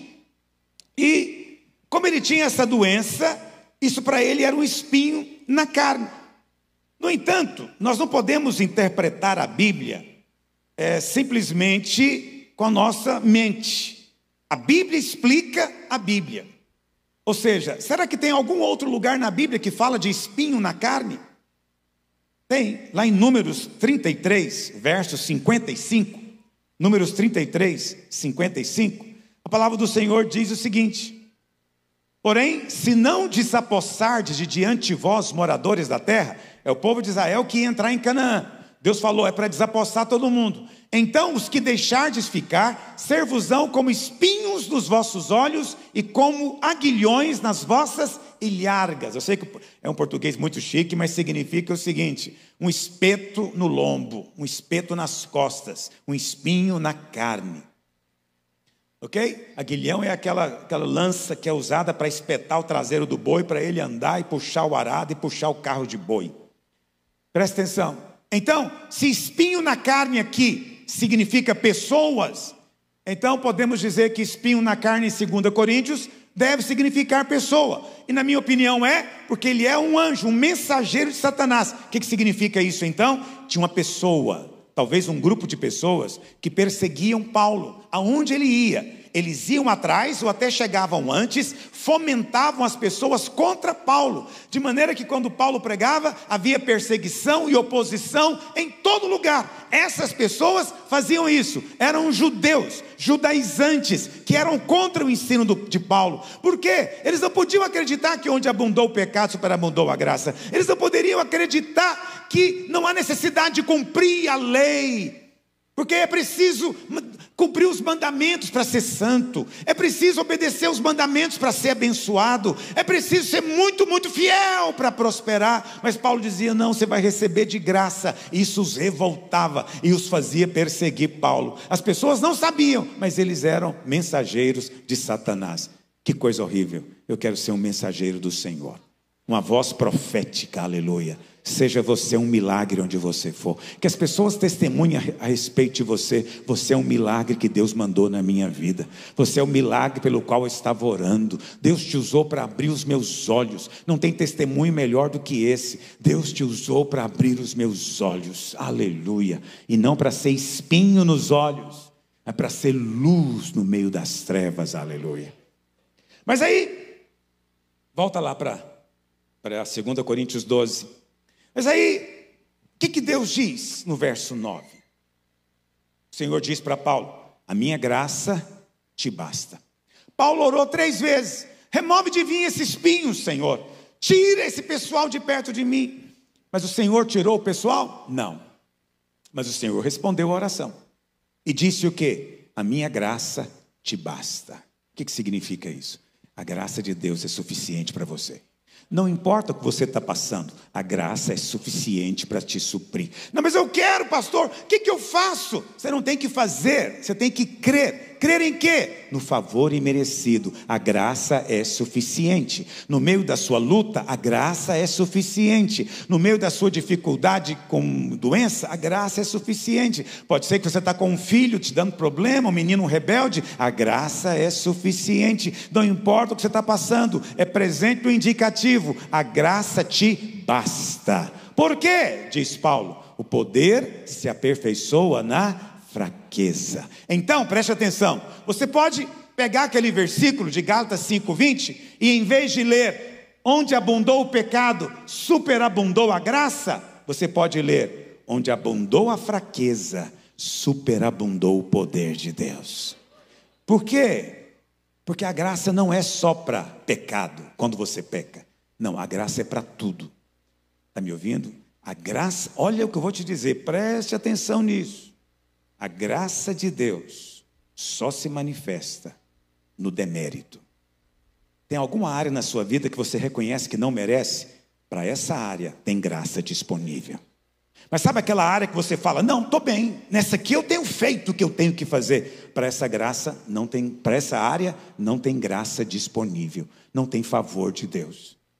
Presta atenção, é a fraqueza que atrai a graça de Deus. É a debilidade que atrai a graça de Deus. Por isso, felizes são os fracos, porque eles é que vão experimentar o poder de Deus. Gente forte não experimenta poder. E o que é pior, nós acreditamos que tudo depende da gente ser forte. Eu recomendo que você faça isso. Pegue qualquer coach, eles vão ficar mandando você repetir: eu sou bonito, eu sou forte, eu sou talentoso, eu posso tudo. E todo mundo grita naquelas reuniões cheias de frisson e dizendo que ele pode, que ele é forte, ele só não conhece a força dele. Isso é o que os coaches fazem. Isso não é evangelho. Sabe o que é evangelho? Eu chegar para você e dizer: você é fraco, então sorria, filho. Você é candidato a ver o poder de Deus na sua vida. Deus só opera na fraqueza. Deus só se manifesta na sua fraqueza. Qual área você é fraco? É essa área que Deus quer te abençoar. Você sabe, eu sei que eu já falei isso também, me perdoe, mas quando eu fui ordenado pastor, eu nem fui ordenado para pregar, eu fui ordenado para cantar. Então eu dirigia louvor, porque eu tinha enorme dificuldade de fala. Minha dicção era terrível. E até hoje, quando eu venho pregar, eu tenho que pregar lembrando de pronunciar todas as palavras com clareza. Você não tem essa preocupação porque não é a sua fraqueza, mas é a minha fraqueza. Mas Deus escolhe a área fraca para manifestar a graça. Aí a minha vida tem 35 anos que eu não paro de falar. Eu falo e prego o tempo inteiro. Mas cada vez que eu prego, eu preciso entrar no meu quarto e orar e falar: Deus, tem misericórdia de mim. Para algumas pessoas, falar é espontâneo. Para algumas pessoas, falar é o dom que elas possuem. Para mim é uma dificuldade. Eu preciso muito da tua graça. E porque eu preciso da graça, o poder se manifesta na minha vida. Há poder disponível para você. Mas você precisa admitir que tem fraqueza. Nós não admitimos. E quando eu falo admitir, é diante de Deus, não é diante dos homens. Eu não tenho que sair por aí contando as minhas fraquezas. Eu posso se eu quiser, mas não preciso. Quantos estão ouvindo o que eu estou dizendo? Eu não preciso sair contando as minhas fraquezas. Olha aí fulano, eu tenho uma fraqueza, eu sou tímido. Eu conto isso para as pessoas, ninguém acredita que eu sou tímido, né? Eles falam, pastor, você está fazendo média com a gente. Quem é tímido não pega o microfone. Pois eu sou tímido e para mim pegar o microfone é graça. Qualquer um que me conhece na intimidade sabe que eu sou um aqui em cima e sou outro aí embaixo. Aí embaixo sou eu sem o poder. Aqui em cima sou eu debaixo de uma unção. Quando a unção vem, eu faço. Mas eu naturalmente sou tímido, sou retraído. É uma fraqueza.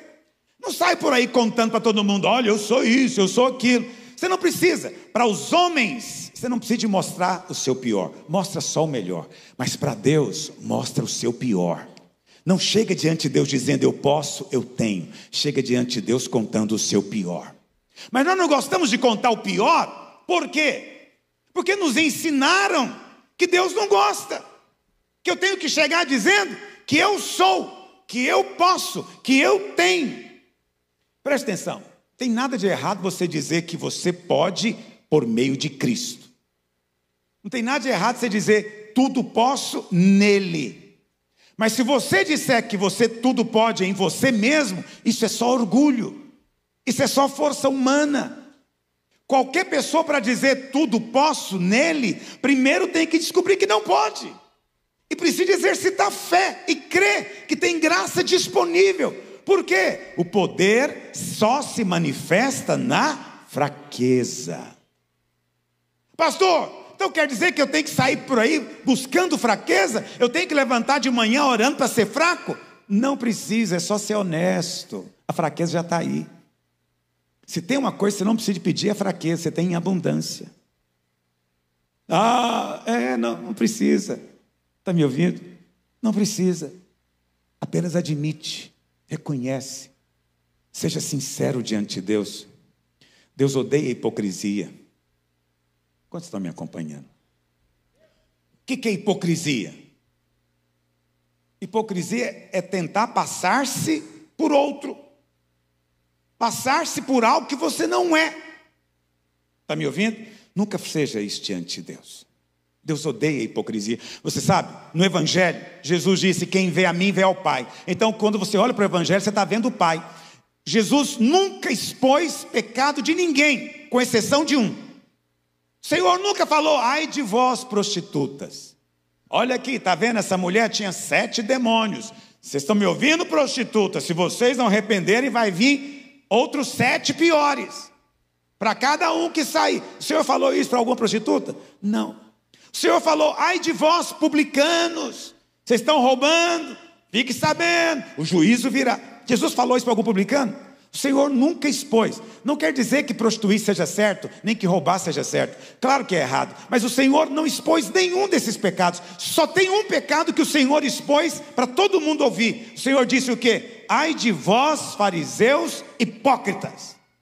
Hipócritas. Você fica coando mosquito, deixa passar o camelo, porque vocês são hipócritas. Gostam de julgar e condenar todo mundo, mas não avaliam a vocês mesmos. Por que é o único pecado que Deus expôs? Porque é o único pecado em que o pecador se diz bom, se diz justo, se diz capaz. Isso ofende a Deus. Quando um pecador chega diante de Deus se passando por justo, isso ofende a Deus. Lembra daquela mulher que veio clamando atrás de Jesus, cura minha filha, cura minha filha. Jesus ignora. Por que o Senhor ignora? Porque ela estava se passando por judia, mas ela não era. Ela era da Síria, da Fenícia. Está me ouvindo? Ela não era. Aí o Senhor pega e volta para ela e diz, não é bom tirar o pão dos filhos. Aí nessa hora ela foi sincera, ela falou, não sou filho. Eu sou só um cachorrinho na beira da mesa. E como cachorrinho eu só quero as migalhas. Na hora que ela foi honesta e mostrou a real condição dela, o céu é atraído pela fraqueza. O céu é atraído pela sua sinceridade. Deus, não dou conta de ser um bom marido. Não, já tentei de tudo. Eu não consigo. Quando eu vejo, eu pisei na bola com a minha mulher. Abre a sua fraqueza, vai ter graça disponível para você. Deus, eu não consigo entender. Eu não consigo ganhar dinheiro. Eu já tentei de tudo. Meus negócios não prosperam. Será que tem algo? Tem uma maldição? Meu Deus, o que está errado na minha vida? Não tem nada, é a sua fraqueza, filho. É fraqueza. Tem gente que é fraco nisso. Mas se é fraco, estou te falando uma promessa, onde abundou a fraqueza, tem graça superabundante disponível. Apenas chega para Deus e fala: Pai, eu não sei fazer negócio, eu não sei ganhar dinheiro, me ajuda. Você vai ganhar mais dinheiro do que qualquer outro. Você sabe, eu não sei fazer negócio. Minha mulher está aqui, não vou falar mal dela. Mas quando a gente casou, um dia ela me alertou: você devia chamar alguém para te ajudar. Porque ela é educada. Mas eu entendi a mensagem. Sou ruim nisso. Como é que eu vou fazer? Mas você sabe, eu conheço poucos pastores que já comprou tanto quanto eu comprei. E todas as vezes vou embora para casa alegre com o negócio que eu fiz. E o outro vai embora alegre achando que fez também um negócio da China. E todo mundo que me encontra fala: como aconteceu isso? Como você comprou isso? Sabe, quando eu comprei esse imóvel aqui, quem passa lá fora não sabe o tamanho que é aqui dentro. Ninguém sabe, não dá para ver. E muitas pessoas me disseram depois: rapaz, eu passei na T3 a minha vida inteira, nunca nem vi esse imóvel para vender, você conseguiu comprar? Eu falo: pois é, e eu não sei fazer negócio. E eu não tenho vergonha de te dizer isso, eu não sei fazer negócio. Eu chego e já conto logo a verdade para o cidadão: quero o seu imóvel, mas não tem dinheiro. Mas se você parcelar, eu compro. Pronto, só falo isso porque é a verdade. É a verdade. E o cidadão fala: como você quer comprar sem dinheiro? Não sei, mas é só assim que eu posso fazer. Não tenho dinheiro, mas eu pago o que você quiser. Aí ele fala: o que eu quiser? Põe o preço, mas parcela do jeito que eu posso pagar. A pessoa fala: parece justo. Eu peço o que eu quiser, ele paga como pode. E sabe o que acontece todas as vezes? Eu saio ganhando na história. Como Deus faz isso? Porque o poder se manifesta na fraqueza. Tem graça disponível para você naquela área que você pensa que é pior. Olha para cá. Aquela área da sua vida que está ruim. É ruim ou ruim? Ruim. Obrigado. Não quer falar certo, não quer falar igual goiano. Olha para cá. Você acha ruim eu falar de goiano, né? Mas só eu posso fazer isso com você. Brincadeira. Aquela área que você acha que está muito ruim, é porque Deus tem derramado mais favor nela. E o diabo está atacando para impedir você de desfrutar. Sabe aquele seu filho que está dando trabalho? Deus já determinou o favor para ele ser um pregador. Mas o diabo entrou em cena para tentar impedir que o favor de Deus se multiplique. Como você só consegue enxergar o que o diabo faz, você pensa: meu filho precisa de favor. Não, ele já tem o favor. Só precisa de crer e entender que o favor é para onde tem fraqueza. Mas o diabo não entende. Ele vem e ataca e fica mais fraco ainda. Quanto mais fraco, mais poder pode se manifestar. Porque Paulo diz: de boa vontade me gloriarei nas fraquezas, para que sobre mim repouse o poder de Cristo. Porque pelo que sinto prazer nas fraquezas, nas injúrias, necessidade, falta de dinheiro, quebradeira, perseguição, né? Muita detração, deslealdade, angústia. Por quê? Paulo conclui dizendo: quando sou fraco, então é que eu sou forte. É difícil crer que a área que você é mais fraco é onde a área que Deus tem derramado mais favor para você. Mas não é automático que você vai ser forte quando for fraco. Não é automático que a fraqueza produza força. Porque se fosse assim, todo fraco seria forte. E tem gente que é fraco mesmo, não tem força nenhuma. É verdade ou não é? Então não é automático. Para que a sua fraqueza resulte em força, você tem que trazer ela para o Senhor. Traz ela para Deus. Entregue ela para o Senhor. Seja honesto com Ele. Não fique querendo parecer o que você não é. Se você não é mesmo, fala o que você não tem sido, não consegue, já tentou. está frustrado, é nessa área que tem favor para você. Naquela área que você acha que é bom, deixa comigo que eu faço, não há favor ali. É só você que está fazendo, Deus não está fazendo. É nessa área que Deus quer fazer. O nosso problema é que nós só enxergamos o que o diabo faz, não conseguimos enxergar o que Deus está fazendo, porque aquilo que Deus faz é invisível, mas o que o diabo faz sempre é um show. Vou encerrar falando isso para você. Se você vivesse 2000 anos atrás, Jesus acabou de nascer lá em Belém, os anjos cantaram, os pastores vieram, de repente lá em Jerusalém apareceram os magos dizendo: olha, onde é que está o rei dos judeus recém-nascido? Herodes ficou desesperado, Herodes era endemoniado. O diabo não sabe tudo, o diabo não sabia quem era Jesus, nem onde tinha nascido, nem quando.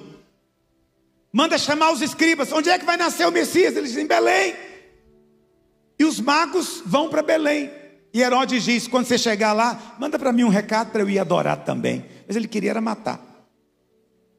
Os magos foram e encontraram Jesus. Os magos não chegaram no dia do nascimento, talvez Jesus já tinha em torno de 1 ano de idade quando eles chegaram. Herodes viu que os magos não iriam voltar para contar para ele onde tinha nascido o rei. Ele só sabia agora de uma coisa: o Messias nasceu, e ele nasceu em Belém. O que ele faz então? O diabo não sabe tudo, manda matar todas as criancinhas com a margem de segurança 2 anos para baixo, para não escapar ninguém. E você chega em Belém justamente no dia da carnificina. Você vê um montão de mulheres chorando, homens desesperados. Meu Deus, onde está Deus? Não há justiça nessa terra. O que nós fizemos para merecer tanto sofrimento? Mas de repente, alguém diz: é verdade, é horrível, mas Deus está fazendo algo especial. Um menino nasceu, o Messias chegou. Você seria capaz de acreditar nisso? Você não seria capaz. Você só consegue ver o imediato. É a carnificina. Bebês morreram, mas a verdade é que tinha um bebê especial. O maior mover, o maior de todos, tinha acabado de acontecer. Deus é sempre o iniciador, não é o diabo. Nós temos a tendência de achar que Deus brinca com o diabo de pega-pega. Olha para cá. Nossa ideia é o quê? O diabo fez, aí nós oramos, Deus vem para desfazer o que o diabo fez. Não, não é essa a verdade. A verdade é: Deus está fazendo. O diabo não sabe o que é exatamente que ele está fazendo e tenta impedir. Então o diabo viu que tem um favor para você na área financeira, porque Deus quer te usar de uma maneira poderosa nessa área. O diabo não sabe o que Deus vai fazer com você, mas o que ele faz então? Ele entra em cena para te convencer que você é incapaz, incompetente, que você não pode. Ele começa a provar para você resistir os seus negócios mais do que dos outros. Por quê? Porque ele viu anjos movendo ao seu derredor.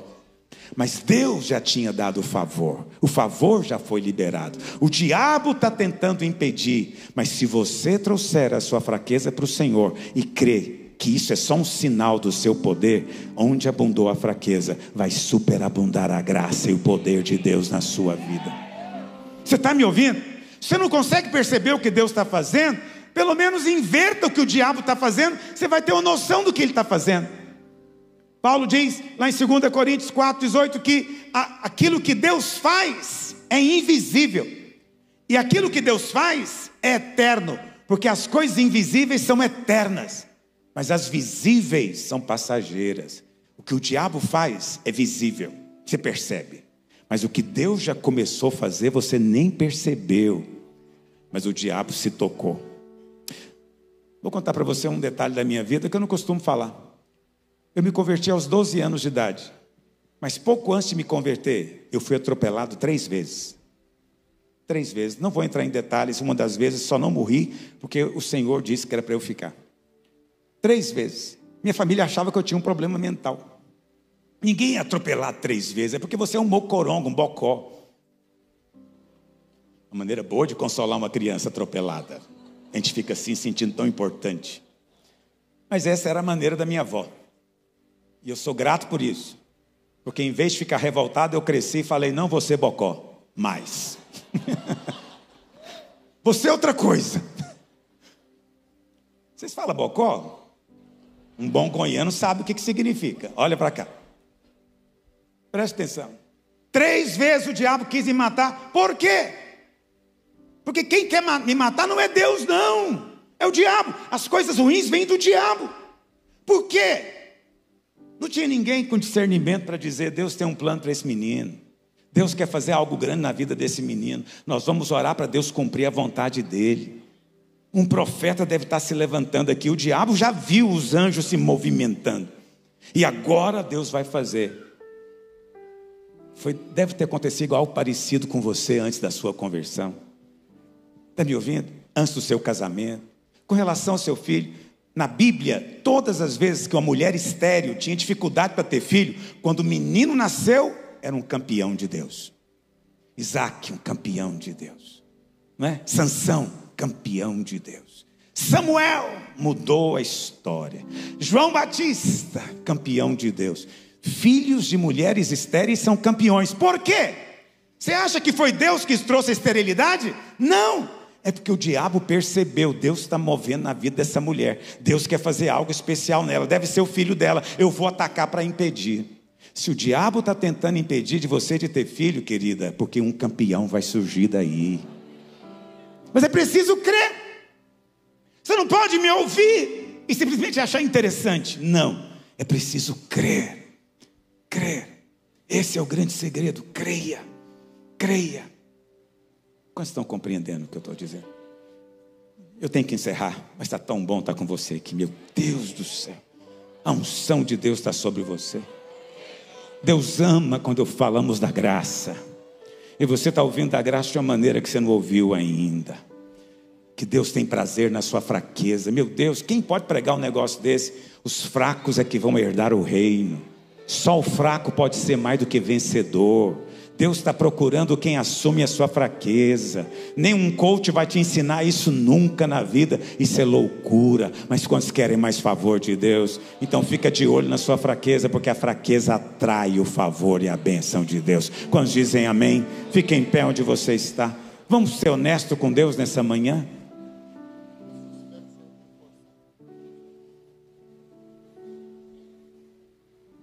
Ok. Presta atenção. Não vou fazer livro nesse jejum, porque eu não tenho nada para dizer para você mais. Já falei o que eu tinha para falar. Mas todo dia eu vou pregar. E todo dia eu vou preparar a palavra do dia. Mas só vou compartilhar com aqueles que estão na Etos comigo. Se você não está na Etos, você não vai receber. Então você que é pastor da vinha, que está me acompanhando, né, já ouviu toda essa pregação, você só vai receber agora os esboços se tiver na Etos. Se não tiver, não vai receber. Estou interessado na sua bênção. Quando você dá um copo d'água para um profeta, você recebe o galardão de profeta. Olha para cá. O galardão é favor do céu. Feche seus olhos.